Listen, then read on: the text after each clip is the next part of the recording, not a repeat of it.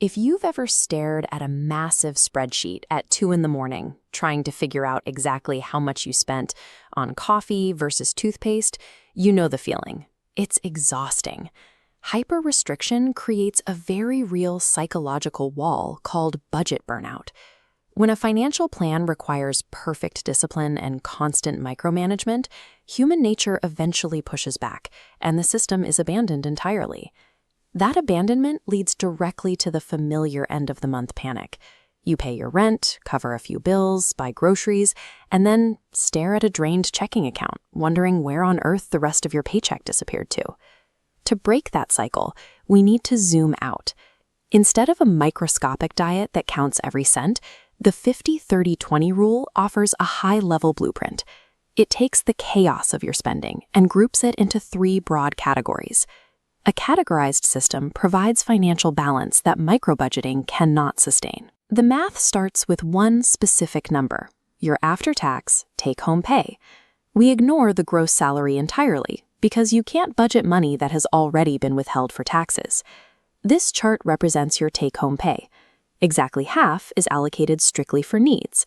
These are absolute non-negotiable costs: rent, utilities, and debt minimums. The boundary is strict. Basic groceries belong here. A dinner out bounces right out. When absolute survival costs exceed 50% of take-home pay, the lifestyle is structurally unsustainable. It requires a move toward lower fixed costs, like cheaper housing or eliminating a car payment, to bring the math back into balance. Protecting this 50% block is the survival baseline. It's the core math keeping the lights on and creditors away. Back to our circle graph, we illuminate the next wedge, a 30% slice reserved for your wants. This bucket holds everything else. Your hobbies, summer vacations, dining out, and streaming subscriptions all live here. While it might seem counterintuitive to plan for leisure, behavioral science shows this 30% acts as a shock absorber for your willpower. Traditional budgets usually fail because they try to squeeze wants down to zero.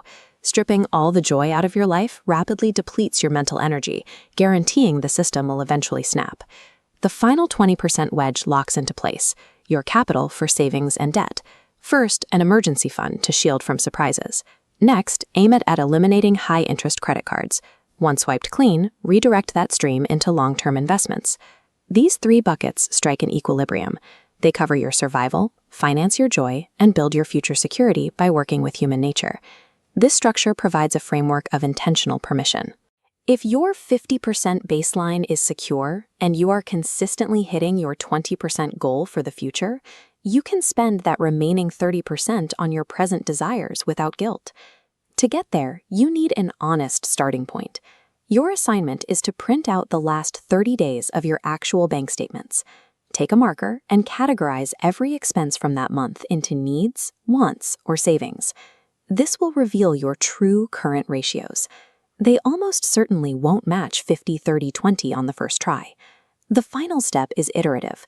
You make deliberate lifestyle tweaks month over month to bring those chaotic numbers into alignment with the ideal ratios. Auditing the messy reality of the past provides the baseline to put future financial peace on autopilot.